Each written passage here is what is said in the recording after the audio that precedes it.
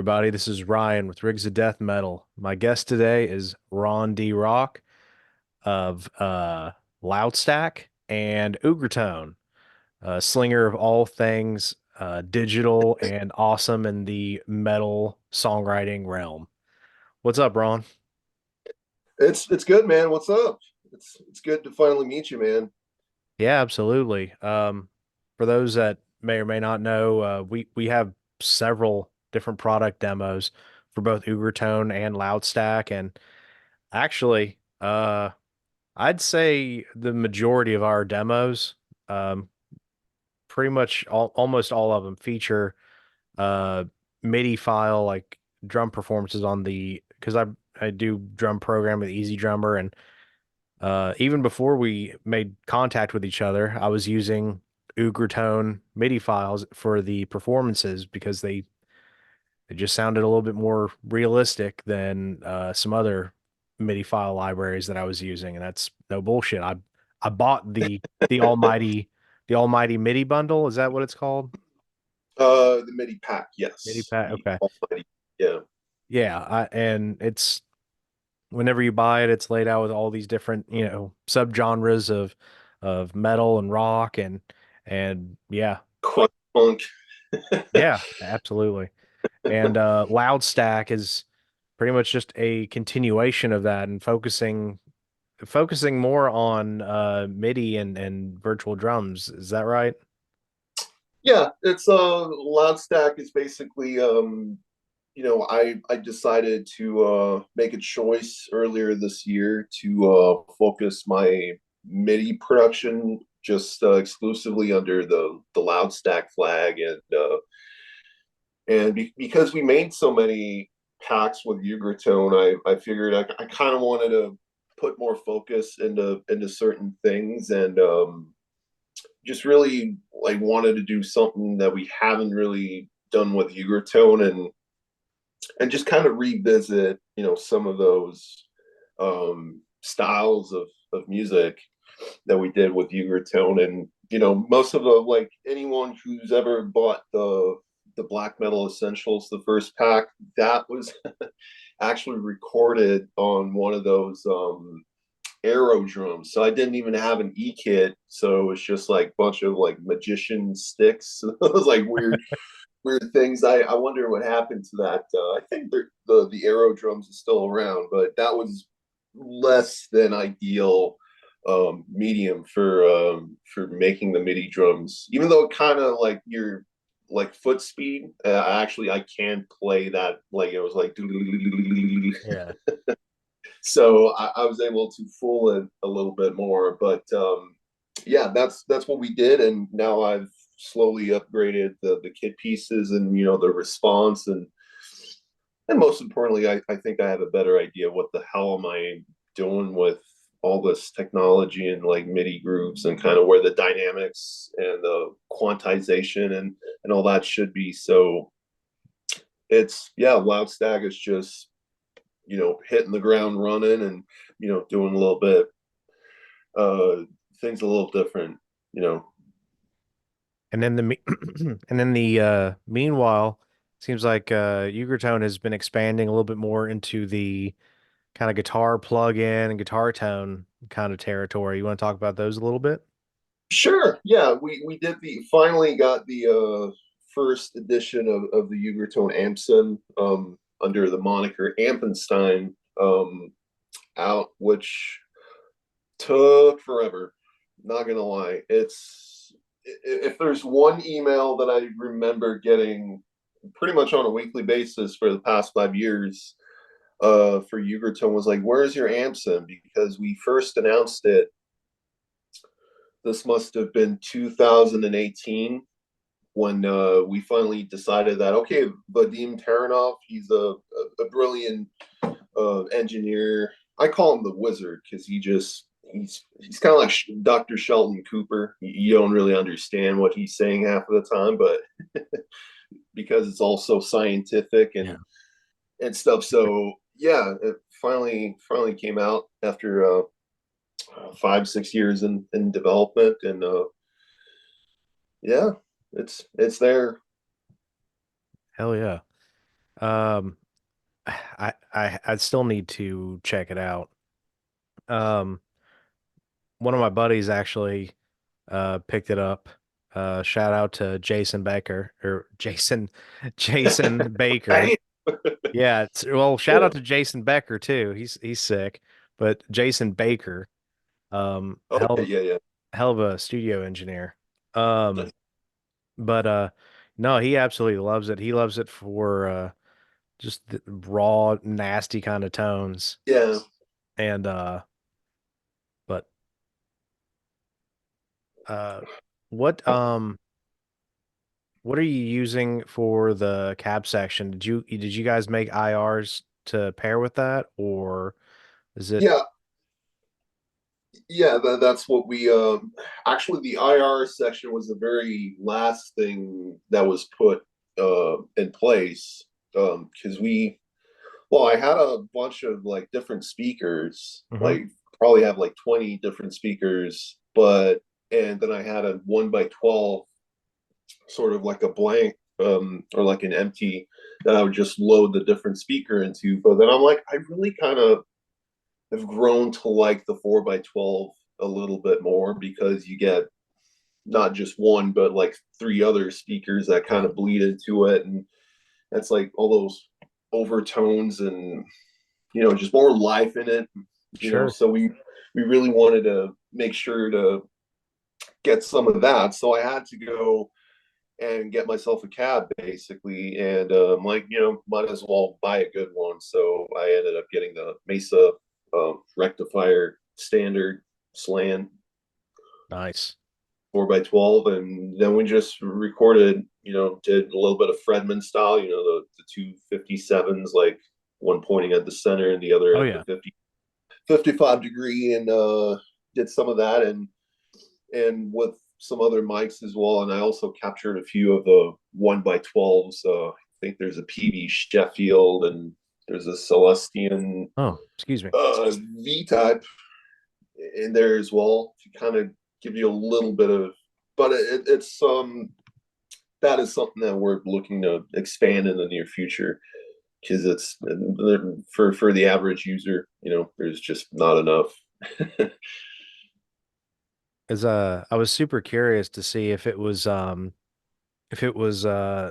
like new for the plug-in versus some of the other IRs, because I still use the True Cab an awful lot, especially if Mm. I'm which if y'all haven't heard it yet, I keep meaning to do a video specifically for that. Um, True Cab is phenomenal. I use it to specifically nail like dead on, classic 90s death metal album tones. Um, Yeah, well, then you're gonna love what's coming out next from Loudstack. But yeah, ooh, hell yeah. I've been seeing some of the teasers. Are we referring to like the raw death metal tones and all those bingo. teasers? Gotcha. Yeah, Hell yeah. yeah, Okay. just finished those actually 2 days ago. So it's still fairly new. And actually, just before we started this call, I was still playing around, and I think the neural amp modeler for me, it kind of rekindled my love with actually playing guitar on a computer, because for the longest time I didn't have any amps or anything, so I was always doing playing with a software solution. And just the response and something didn't feel like you could put $0 or $200 on an amp sim, and it's like like a lot of that Van Halen stuff where you're kind of like part of your, like, this part is holding the strings, and Oh yeah. kind of just the dynamic response never really felt right until I came across with the the Neuralink modeler, and now I decided to profile that 90s crate that I also recently got, and that thing is just so, there's nothing subtle about that amp. It's just like just pure slaughter, pure fun. Hell yeah. Um, Which if you guys haven't ever heard of it or checked it out, there is a free, I guess you could call it like a free profiler or a free, does the same thing as like a Kemper or Quad Cortex or Tone X, but it's a free software. It's just the Neural Amp Modeler, right? NAM, that's just what it's called. Um, which that is the latest Loudstack thing. Is it a just a single capture, or is it like a whole series of captures with the crate? There's like five, so there's five different like NAM profiles with featuring the crate, and then different pedal settings. And I figured I'm just gonna give like five, ones that are spot on. These are easy to use. No, like if you turn it like one down, one up, like halfway, it's like no, these are the exact that I would use if I was going with a specific style. And then there's six sort of like matching cabs. Hmm. So certain ones are kind of designed to be used together, and but it's a lot of fun, man. It's definitely one of the I hate to call it the slaughter of the soul, because everyone's gonna judge hard on you if you even dare to attempt to emulate that. And but that's what it reminds me of, the Jester Race and Flames, the mid 90s, Gothenburg, just a lot of bass, very Yeah. controlled mids, and kind of a grainy highs, but in a good way. There's some of that in there, and then you got your hornet's nest, the Morris sound, like there's like a very sterile sounding um kind of tone. And yeah, and then there's the Sunlight Studio, like early Entombed, Grave, that kind of stuff. So that's going to be free, so anyone who just wants to, I just like take the NAM for a run, risk free. If you haven't really encountered profiles that you like yet, maybe give these a try and see if you still like it or you don't like it. So it's kind of a, but that's what I've been using exclusively for at least half a year now. Oh wow. I try anything else, and it's just, I mean, it's still missing bells and whistles. Like, it doesn't have a tuner. There's no chorus. There's no reverb. But Sure. the foundation of the tone, with like the amp and pedal, and just if you only need to use one IR without any magic, it's the most fun, simple solution. And I can play guitar for 2 hours nonstop. Whereas before, I'm like, play for 5 minutes. I'm like, this sounds stupid. Well, I just downloaded the files for it, and I actually need to download the Neural Amp Modeler. I don't know why I haven't yet. Um, but this will finally be my motivation to check it out, and will be a video coming shortly for that. And hope to be using some new Loudstack uh MIDI performances mixed in there too. Yeah, there's a lot of cool stuff in the DLC number two. I personally think, in like hindsight, I probably should have included the intros in the first edition, because it's so much easier when you actually have a really logical starting point, or you have those transitional, like the build-ups, and like um but yeah, you live, you learn, and now they're going to be there in a few weeks. So The I'm honestly, other than maybe some odd and end kind of parts, either intros or maybe for certain kind of bridge or build up type things. I think yeah, those are the only kinds of spots where I still use, you know, MIDI files from any other library. yeah, Everything else is all your stuff.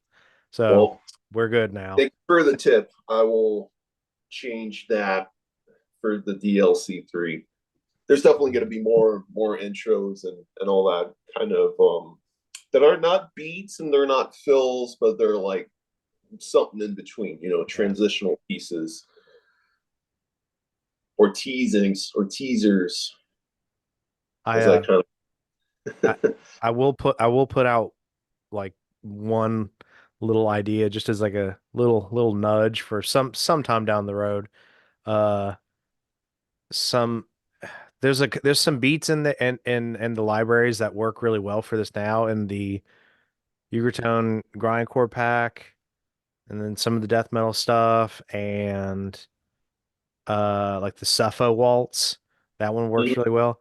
But some really cool kind of slam, like devourment, style kind of beats. It'd be cool to see a little, some more of those kind of slide in. Yeah, for sure. And I actually recently, speaking of which, figured out the finances for Loudstacks. Now I can actually focus on it on a full time. But there's always been talks of like doing a MIDI pack with an actual drummer because I can't for the life of me call myself one. I'm more of a Lars. I understand where the drums should go and how they should be played, but I whole like stick control. Before Inferno showed me like a proper way to hold a stick because we just met in September. Yeah, it was in September, Well, that's rad. and like he's like, no, this is how you're supposed to hold the stick. I'm like, Jesus, starting life over at the age of 35. That's awesome. Ah, that reminds me. I need to mess with Drums Against Humanity again because it sounds so good. Uh, It's pretty some of the performance issues aside, it was definitely still like I have to pinch myself, thinking that yeah, we freaking did a sample set with the Inferno, not like it sounds like Inferno, but it's like no, it's actually his drums.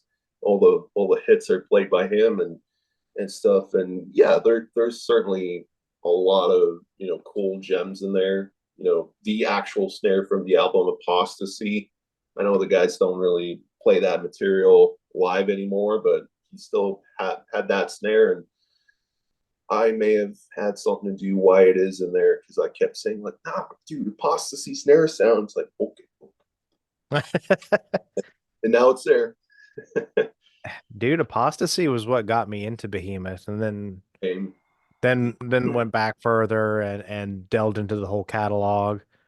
But yeah, no, because it feels like around the time that you put out Drums Against Humanity was around a time, coincidentally, I was reminiscing and really missing older Behemoth.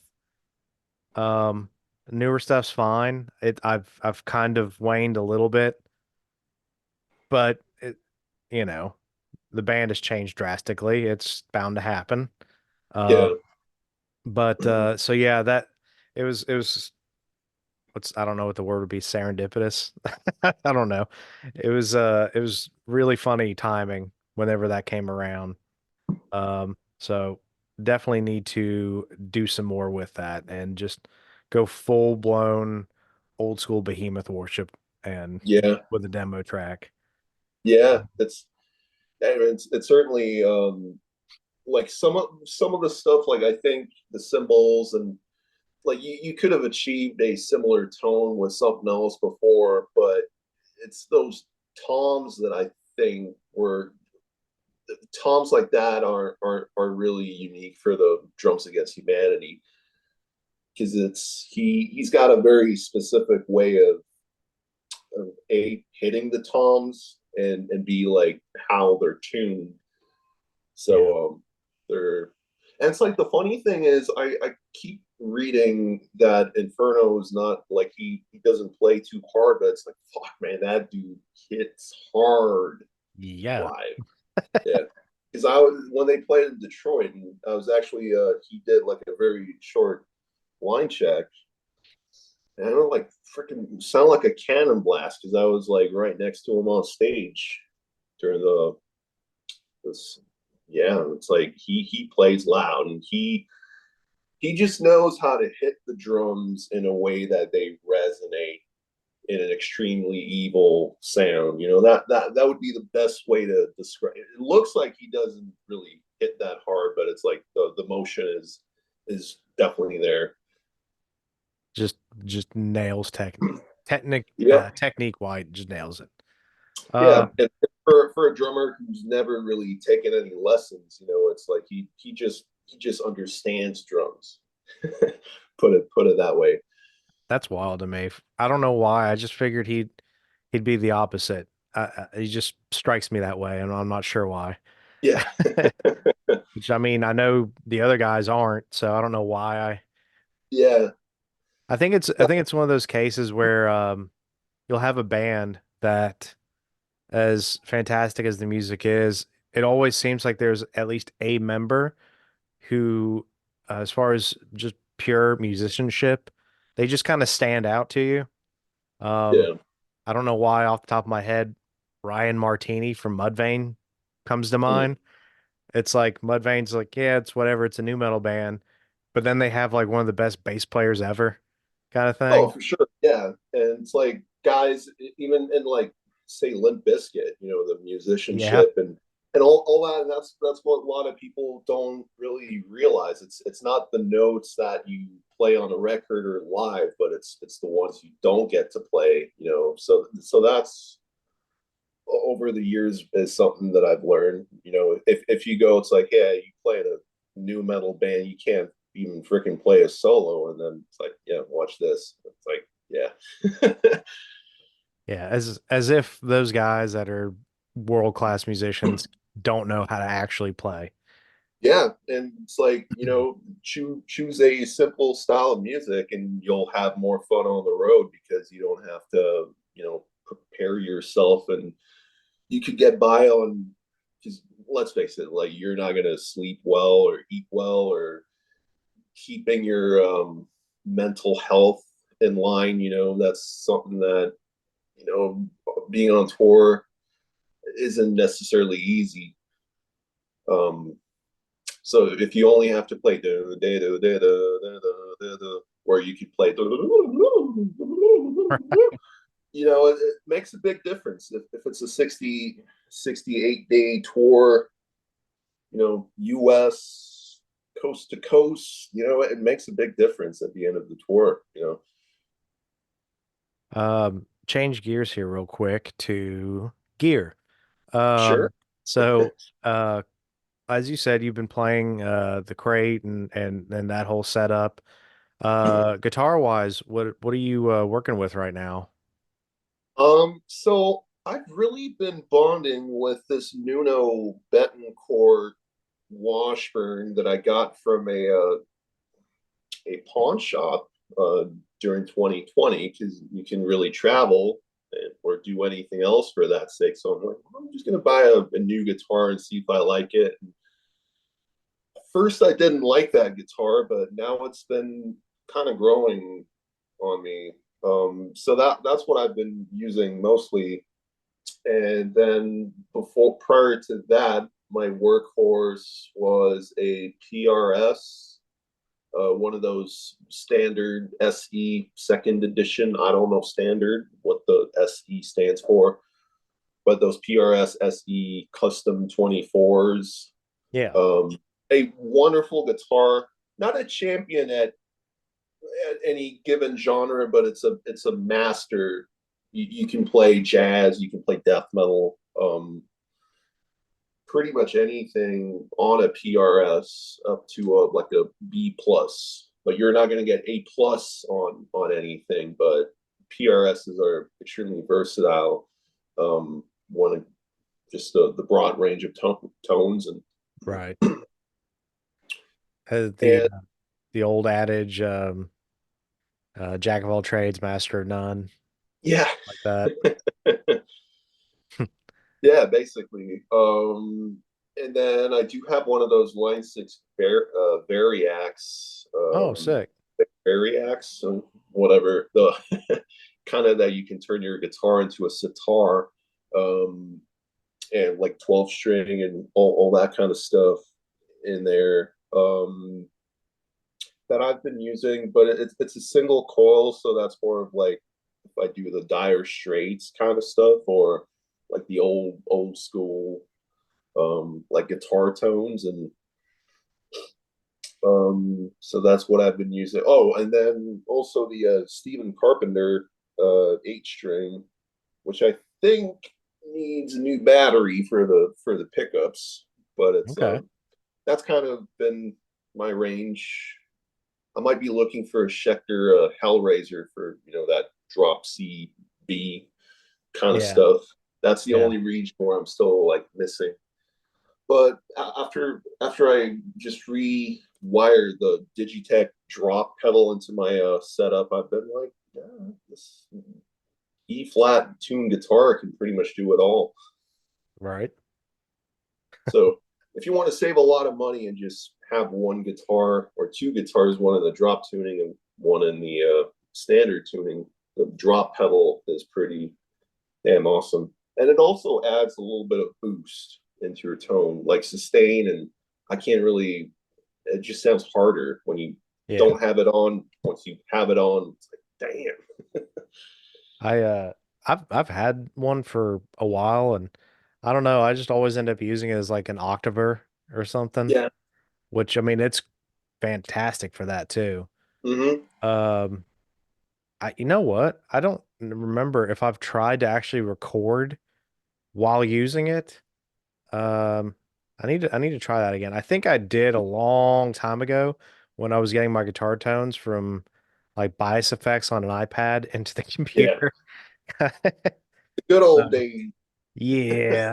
It's like so that may not have been the best, source to test that out with, but it is Yeah. what it I is. mean, it does add a little bit of like lag to your tone, or there's a bit of a dup dup dup dup dup dup dup dup, like it starts flobbing a bit, but yeah, it's still fun. Hell yeah. Um, One thing I've noticed is some of the artists that you've been able to add to the Loudstack roster.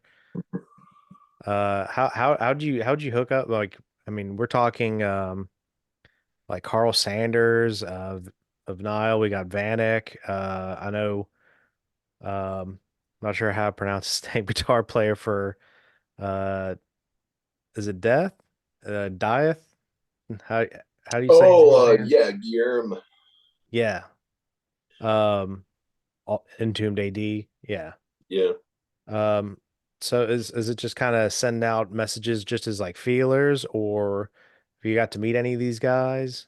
I've actually Carl Sanders I've met, though I was so freaking drunk I don't remember what I told him, but considering he still answers my emails every time I send him one, so I guess it went well.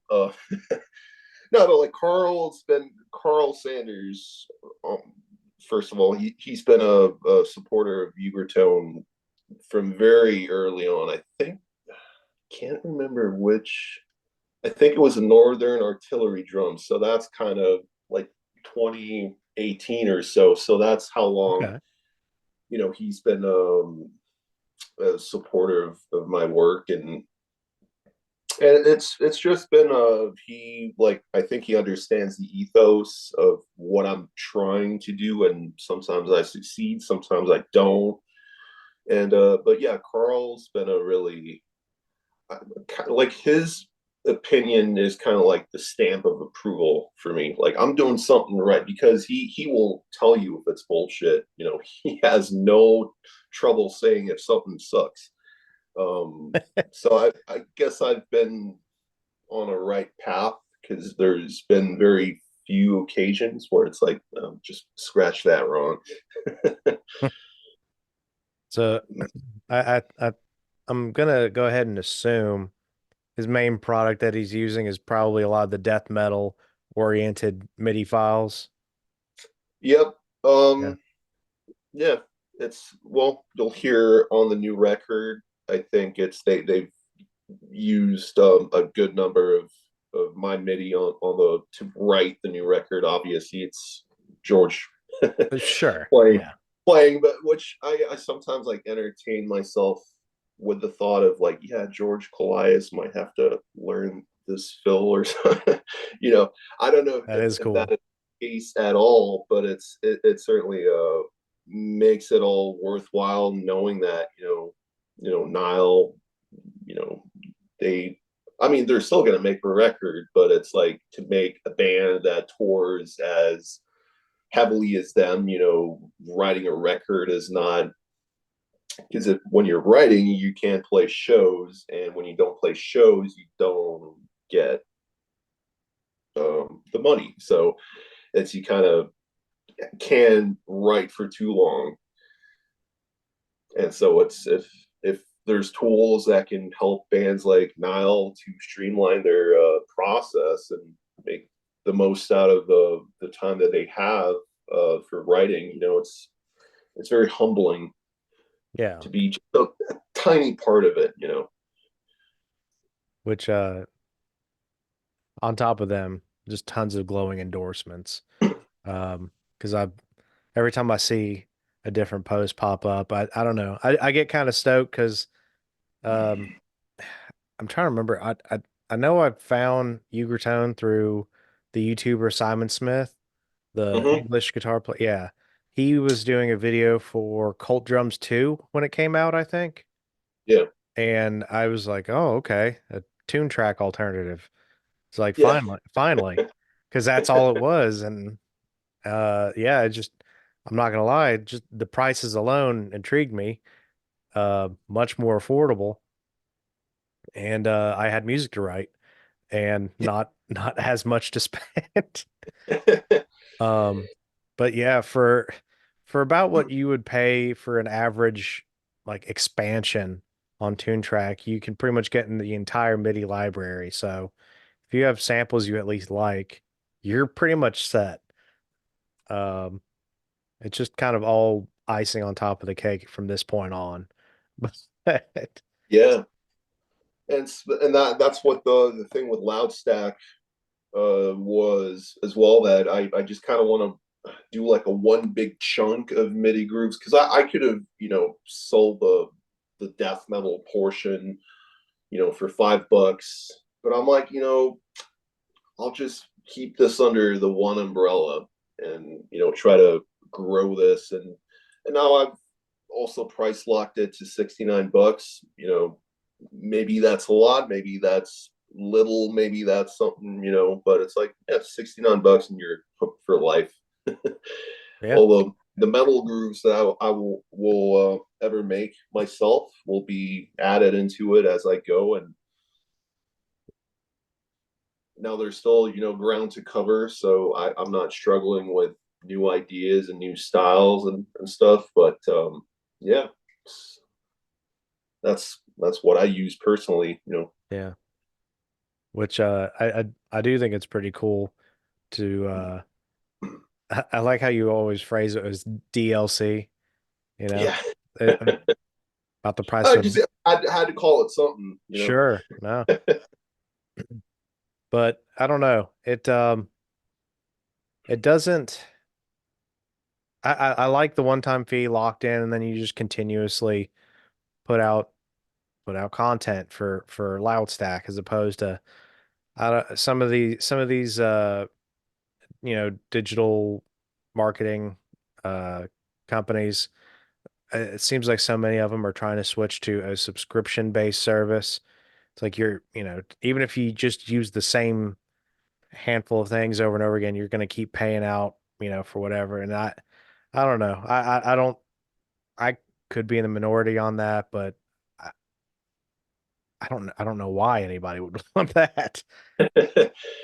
Yeah, I mean, it's something my accountant would certainly prefer me to have a subscription, because it's like the return customer, and at the end of the day, it's like for Waves and all those places that do that. It's just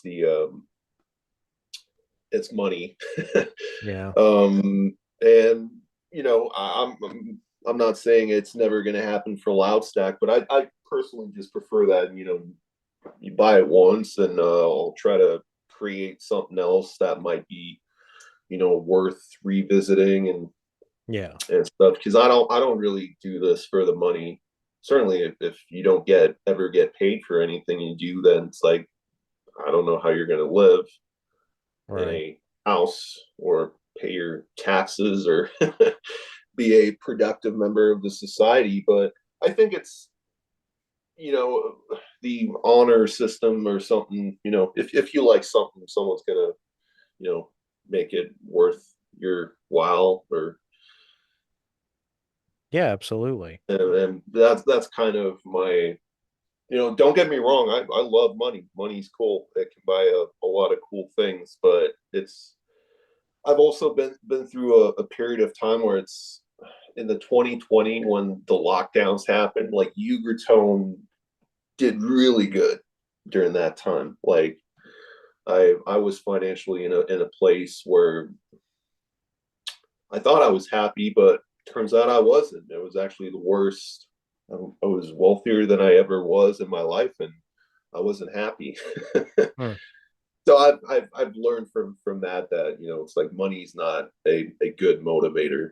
Maybe adding different famous dudes on artists page might be that, that's cool and all, but if people just use, or if I get to tell myself that I'm, this big part of someone's creative process, and it makes their life a little easier and a little happier, that's the biggest reward for me Yeah. personally.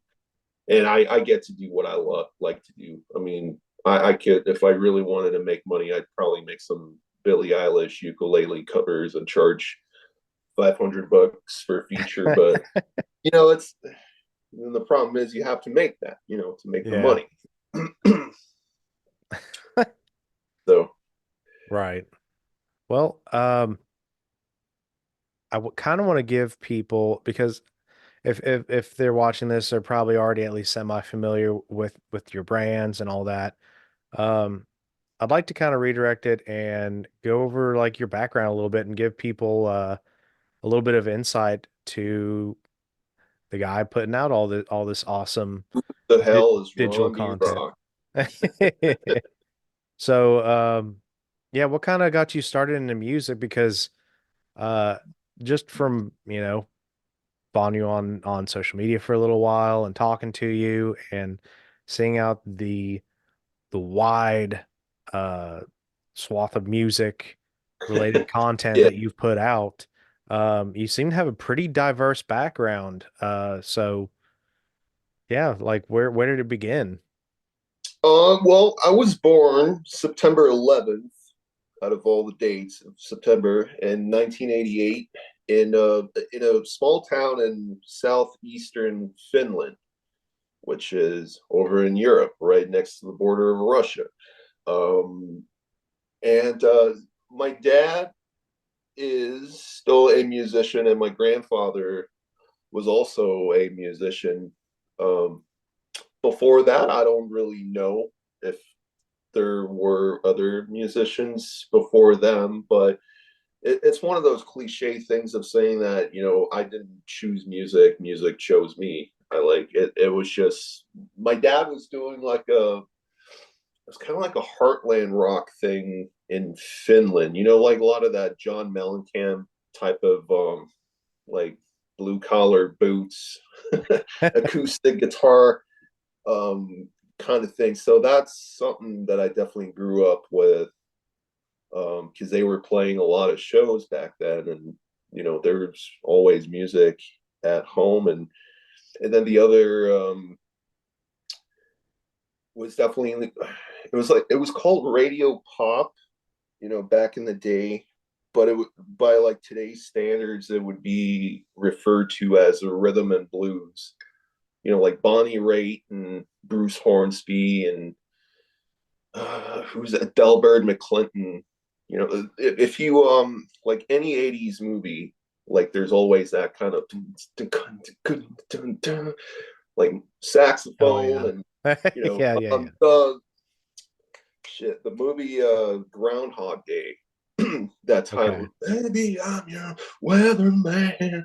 Like that was my entire, the radio kind of Yeah. pop.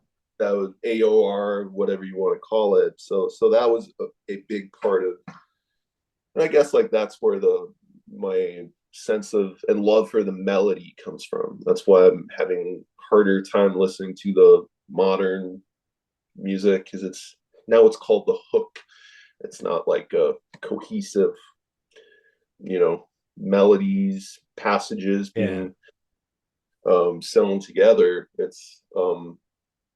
But yeah, stuff like that. And then I got actually sent to a special school on third grade, not because I was dumb, but because there was an option um, where part of the studies and were so they were more like music heavy um kind of school, so a lot of like choir stuff and then like a school band started and that kind of gave me a sense of like being part of a unit instead of like being a soloist, and you kind of had an idea of where the violins and the bass and trumpet should go, Yeah. or like the different groups of people are singing different things, and while you sing at the same time it just sounds amazing.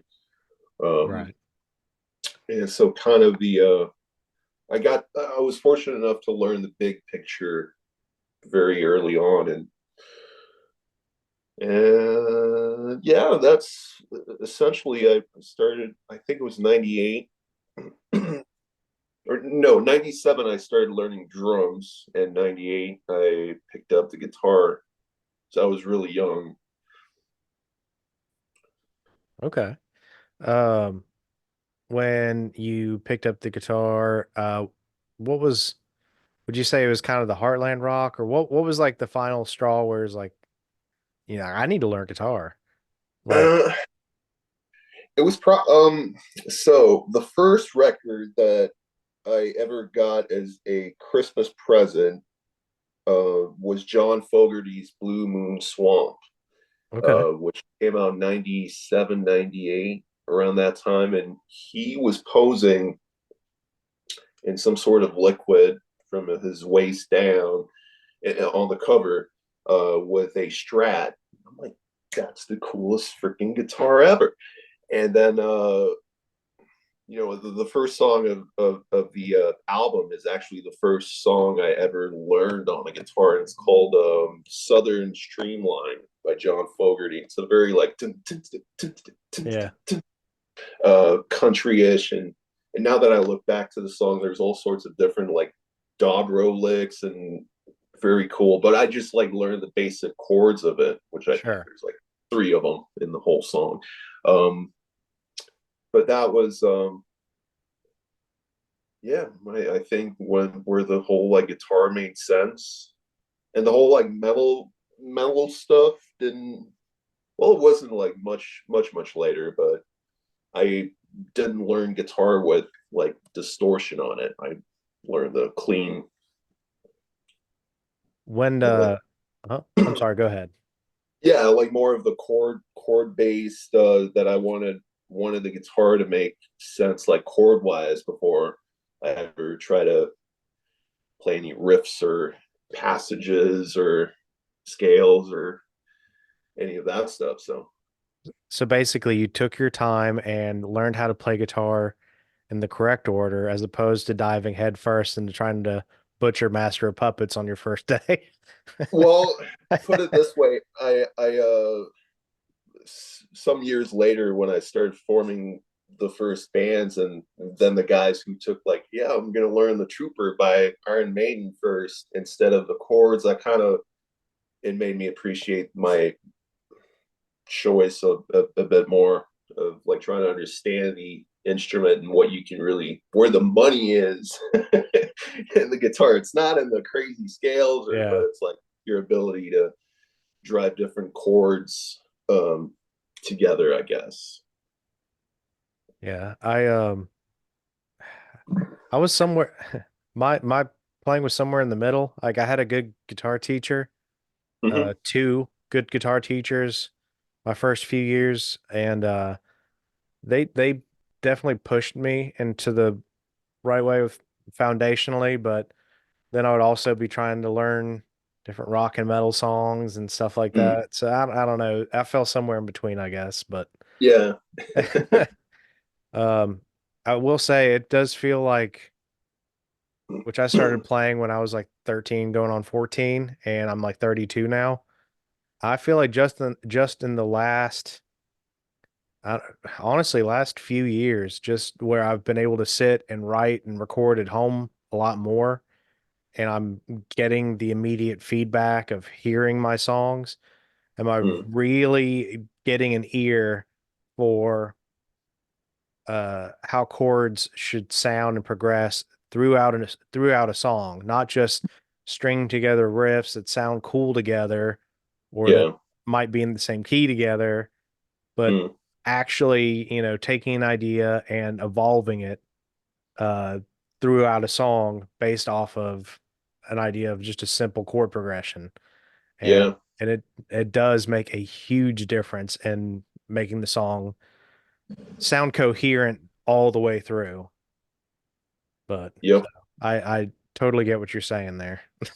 Yeah, and I kind of I did later on.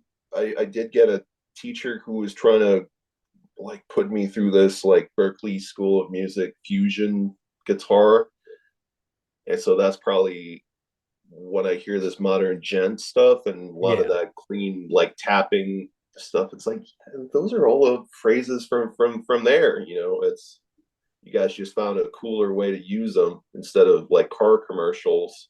You put them on a just like with heavy drums and stuff, but there's definitely something that like I wish I would have picked more like sus9 and all those chords that especially like bands like Killswitch Engage, the way Yeah. Joel always instead of the basic C, like he's got this really I probably learned more of those jazzy chords from Joel than just by listening to Joel's playing, than any like actual theory book. Dude, honestly, same. There's a there's a chord in My Curse. Yep. The Like the there first one. yeah. Yeah. I use that chord all the time. Yeah. Maybe not for like all the death metal stuff, but if I'm just jamming around, yeah, I'll use that Yeah. chord a lot. It's like I'd say as far as like my clean chops or like anything a little bit more mellow, I'd say that chord makes its way into at least half of it. Yeah. Yeah. I still have no idea, like theoretically, what the chord is. I like know exactly what you mean, and then it goes to the A where it's like a bar chord. Yeah. Um, but yeah, it's Killswitch for sure. They had a very interesting way to. I don't know if they're like influenced by the Midwest emo, where like a lot of those you could play Yeah, C like this, which will sound like Bob Seger, or you can play C like this, which will sound cooler in a sure. different high school way, Yeah, something. yeah. Um, another really good band for that kind of thing, which they don't know the like chord names or the theory behind it either. They're another like bunch of like chord book kind of guys.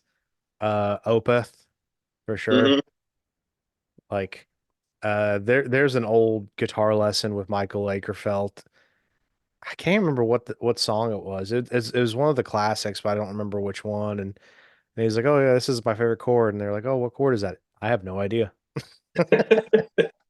I invented it. It's like, Yeah, I mean, but that's just the beauty of music. I Yeah, still to this day love that story about Eddie Van Halen taking piano lessons, and like he played the song flawlessly from start to finish. But then after he was done, the piano teacher was like, "You missed turning the page." It's like, I give up. I can't read this shit. I just know how to play it. You're right. And so like ever since I heard that, I'm like, yeah, there's hope for guys who don't know theory. Um, Oh yeah.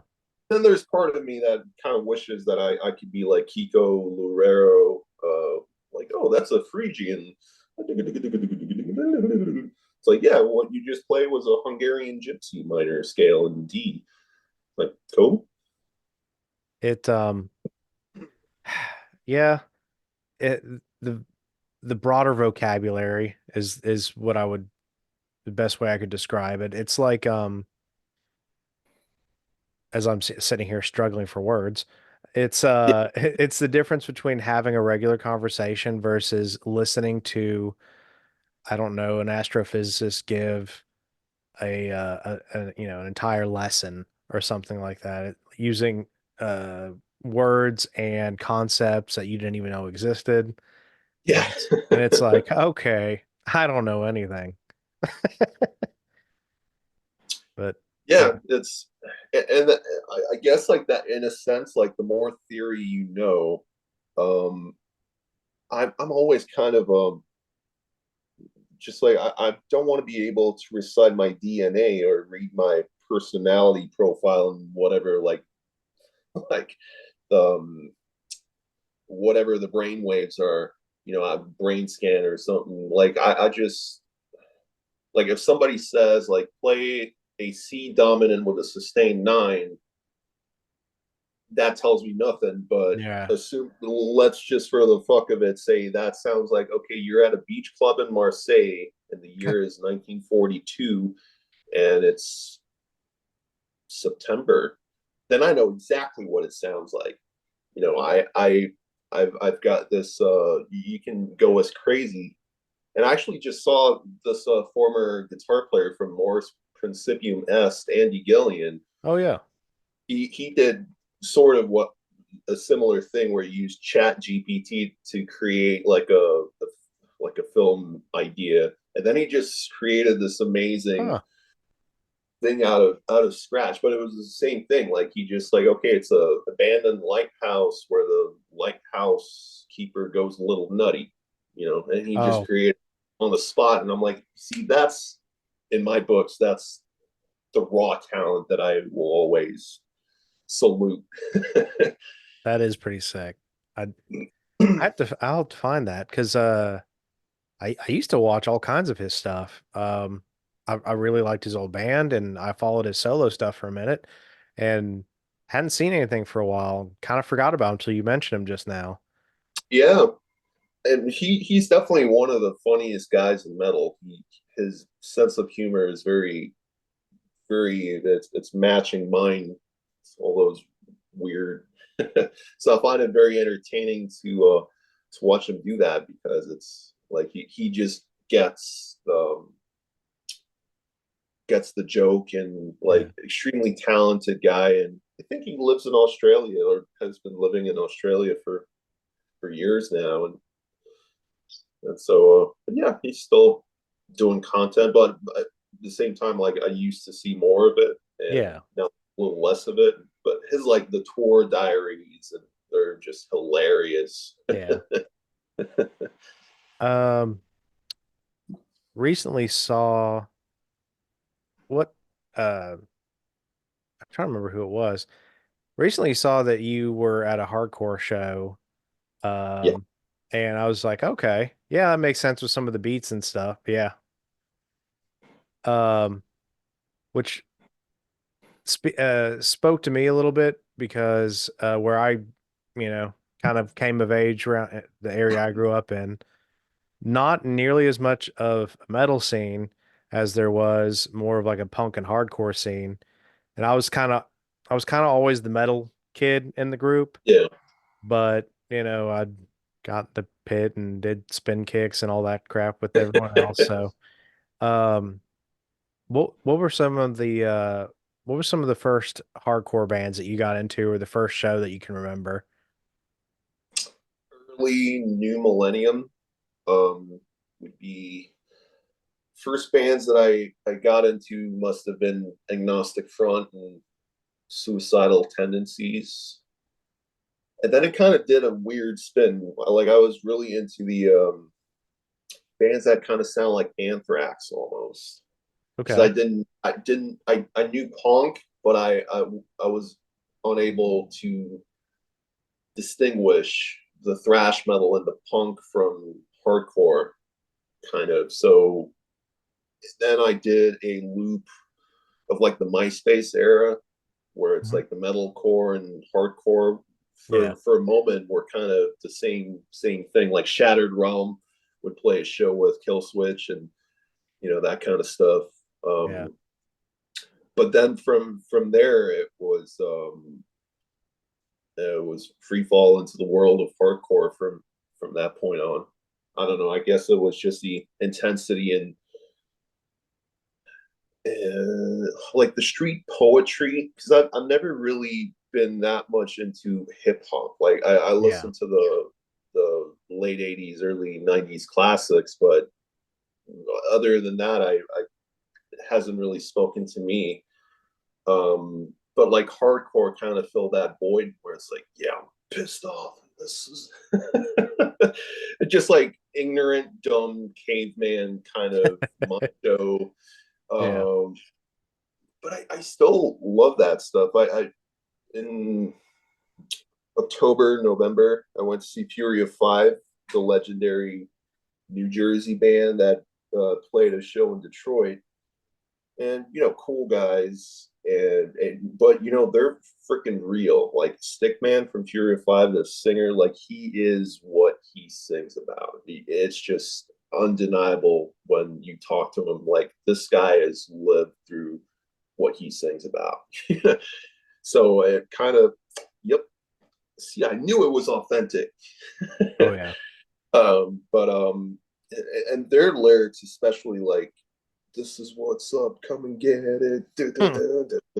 Like it's just the most simplest stuff, like the street kind of shout outs turn into a heavy music. There's just something, you know, uh, just speaks to me. And I'm not Yeah. a violent person. I don't watch UFC or anything like that, but when I go to a hardcore show, it's just I feel more safe when there's spin kicks flying, and it's really weird to explain. Uh, I'd say for me, it had to just be live shows in general for sure. Like when it Yeah, came to like the hardcore scene, which I think my first show, like all ages hardcore show, was Hoods. So from Sacramento. it was quite the introduction. Yeah, And then a whole slew of local bands. It felt like for a solid couple of years, it was like a at least almost a weekly occurrence. But and everything from like some kind of MySpace era deathcore bands like Suffocate, yeah. um, which they were great. So Some they beat, were when Chris Story was in the band. yeah. Some beat down stuff like Murder Death Kill, um, which the nicest, scariest looking bunch of dudes ever. I remember so many people terrified of him, and I would just like chat up their guitar player about his like Mesa Boogie rig and stuff like that, Yeah, and just super friendly dudes. yeah. I think that's honestly like every time I go to a show in Detroit, and then I show pictures of the people that I hung out with to my wife, and she's like, "You sure those guys are not on parole?" And I don't know why. It's like I always, just the scariest looking dudes always come to talk to me for some reason. I don't know why that is, but they're also the guys that have something to say about the era, which I didn't get to see, like the '90s, '80s, and just it was the day before New Year's Eve. The legendary Detroit hardcore band Earth Mover played a like Oh, a reunion show or celebration of something either way, and it was just talking to a lot of like Detroit OGs. So yeah. that was that told me about the era. It's like, yeah, you had to bring a knife or at least a knife to a show because there'd be fights. I'm like, and it's really hard to fathom that these days, even though Detroit is still parts of it is fairly grim and gritty and all that. But it's just a hardcore is a. I think it's if anything, it's a family now. Like there's no the days of the cruise are gone, and I mean I'm still thinking there's some people that don't like each other, but it's not like Yeah. Mike Tyson versus Holyfield once the first song starts. Use different ways to settle their differences, Yeah. which is good. Man. Sorry, just bringing up Earth Mover. Um, they were I used to play in a thrash band, but it was sort of had some metalcore and hardcore kind of influence too. Um, and at least for the songs I wrote, it was very, very heavily influenced by just Mike Hasty riffs in general, Yeah, like Earth Mover and Walls of Jericho and crap like that. I love that dude's playing. Um, and that historically, I've always been like a huge fan of like the Shredders and all that, which I love lead playing.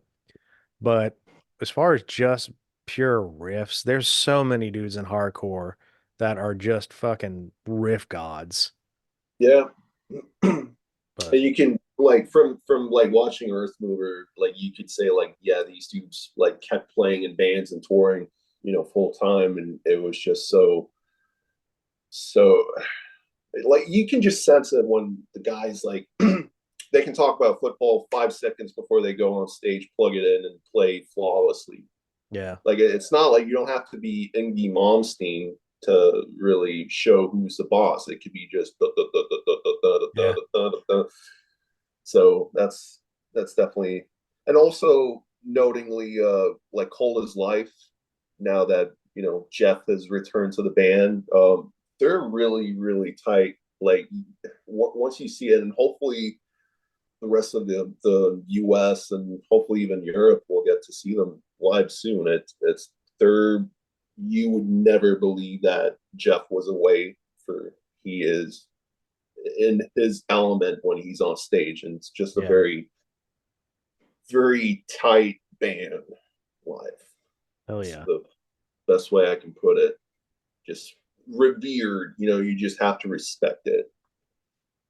I say there's a lot of hardcore bands don't get enough credit for just being very solid Yeah, musicians, like just on the money tight. Usually has like killer tone, great riffs, and great energy, but none of it's ever pretentious. Um, and yeah, it kind of like the same idea as like the new metal stuff. Um, you can have more fun, like you can have a more energetic live show if you're not having to sit there and concentrate on nailing this part that you're gonna fuck up yeah, anyway. yeah,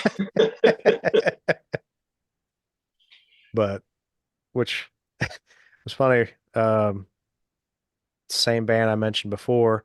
It was such a good mix of fun, like, chuggy kind of riffs, and then a part that I'm inevitably going to fuck up 1 out of 3 times. yeah, Like, so had a nice good mix there. yeah. Um, but man, we're getting close to running out of time here.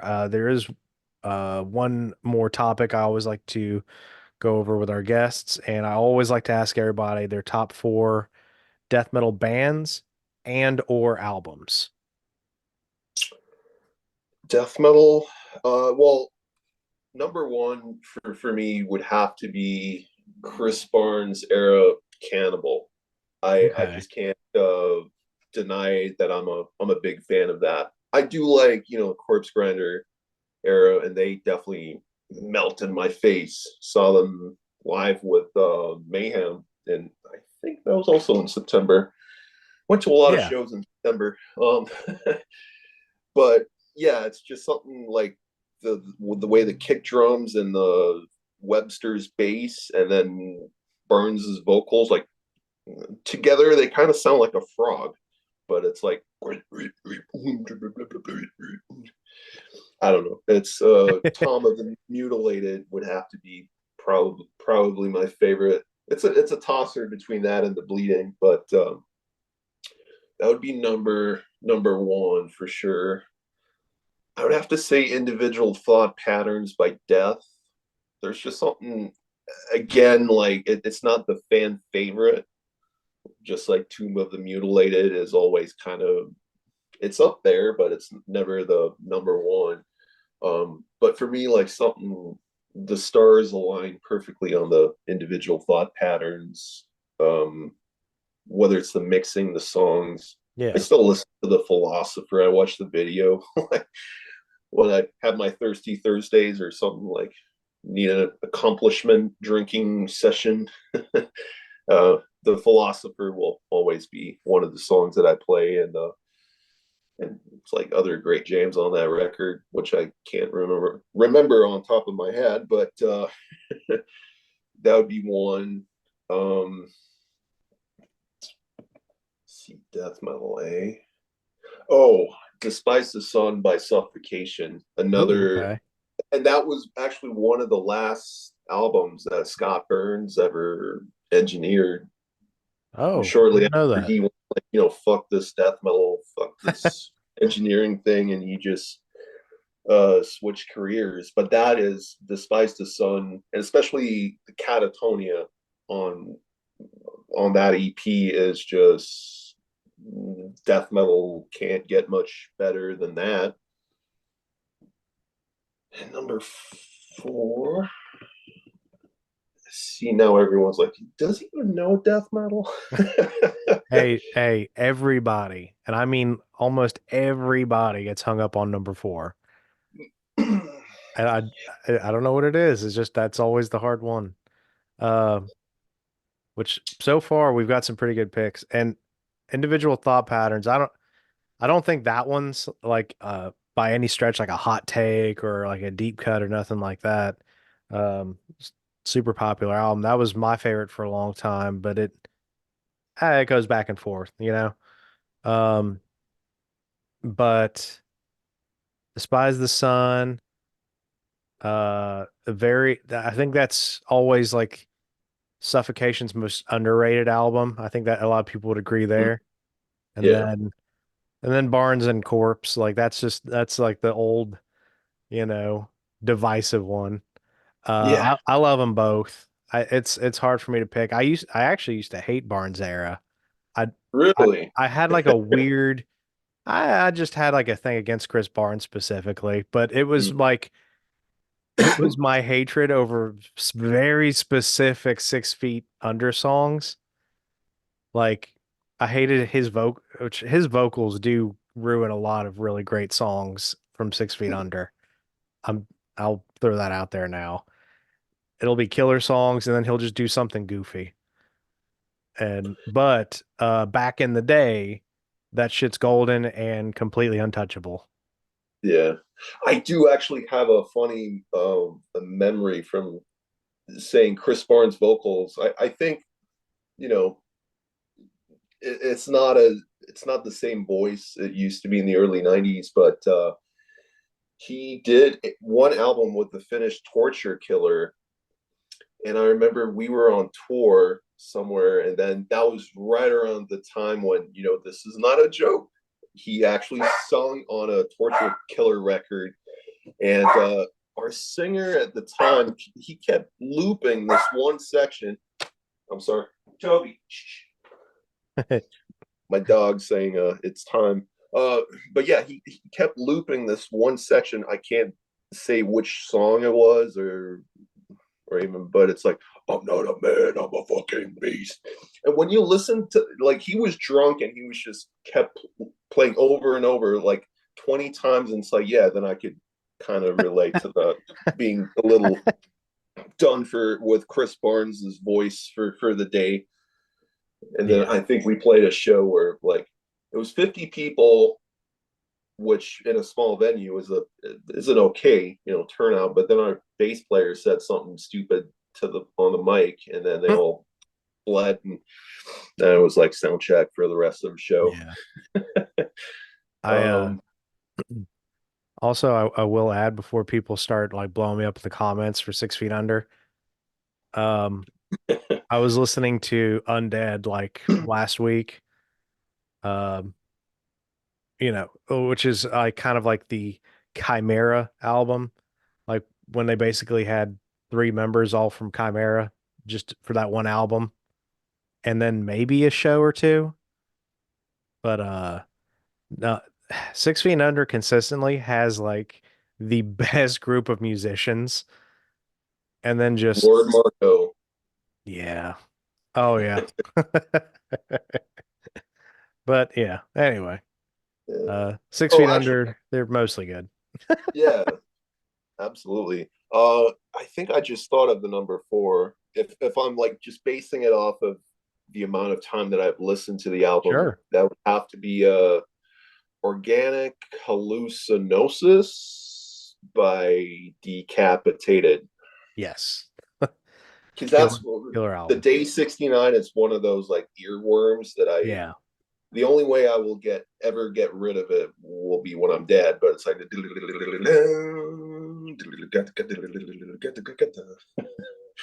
like it's just there. I think that was the first Decapitated song I ever heard. I was like, okay, Yeah, it's super fast. I love it. yeah. It was done like the production on the album. The Hertz brothers did a great Yeah. thing capturing that, and yeah, it's just a very solid. It really sucks that was also VTech's last album with the band, Yeah. because went to Russia and he never came back. And well, the vocalist did, but mentally not really, Yeah. which is also really unfortunate. Which a lot of people like don't realize. You're in a coma for nearly 20 years. It's I don't know. Right. You're on tour and then boom, crazy. Yeah. And shortly after that, we toured in Russia, and that was like my biggest fear was like after I read what happened, it's like, oh no. But I guess we Right. got lucky and we came back safe and sound and went there again 4 years, no, 2 years after that, and still came back. And Oh I yeah. don't think I'm gonna be going there ever again. But I'm happy that I got to see it. I don't think they're gonna let us in, man. Who knows? Which that's Yeah. a whole other that's a whole other thing. Yep. But yeah, I mean, hey, at least you can always say you want, you know? But otherwise that is A lot of a beers in Russia. That's one thing. Nevskaya Ice. That's kind of like the Canadian ice beer, really strong but super smooth. oh yeah. Drank six of them for breakfast. Hell yeah. Well, It was good times. dude, this has been a lot of fun. Um, Oh yeah, man. and I've enjoyed talking shop. I've enjoyed getting to know you and letting our fans get to know you a little bit. Yeah. For uh for anybody that's getting into home recording or just, trying to write at home, maybe you're trying to put out your album, you just don't have a drummer or, financial means. Check out Ugertone, check out Loudstack. Both of them are fantastic. I use them. I use the products constantly. That's no bullshit. Um, Ron, is there anything specific you want to plug here, man? Uh, well, the DLC number two for Loudstack Metal MIDI Grooves will be out the first of next month, as well as the raw death metal guitar tones. So if you're looking to take a time machine back to the 90s and you just want to get a solution that's one click away and literally just your creativity away from uh, unlocking that 90s tone. Give it a try. It's going to be a free pack because there's only so much in the pack, and I really just want to give it away for free, just to give people more of a carrot on a stick to really try the mural lamp modeler. I think that's technology is going to go a long way, and it upgraded my guitar tones for sure. Now they sound way more 3D, and it's not, I don't have to mix them as much. It's like the top end and the sizzle of the Yeah. tubes really, it's really there. And the chugs, the response, everything, just I'm sold. It's what I love, and a lot of people seem to be gravitating towards the NAMM. And best of all, it's also free to try, so it's not like freemium. It's Right. free, but you got to pay to unlock everything. Right. Well, killer. Ron, thanks for coming on, man. Hey, anytime, man. Thanks, thanks for having me. Absolutely. And for those watching at home, I will include links down below to check out everything. Thank you for tuning in, and we will see you next time. Peace. Hey, cheers.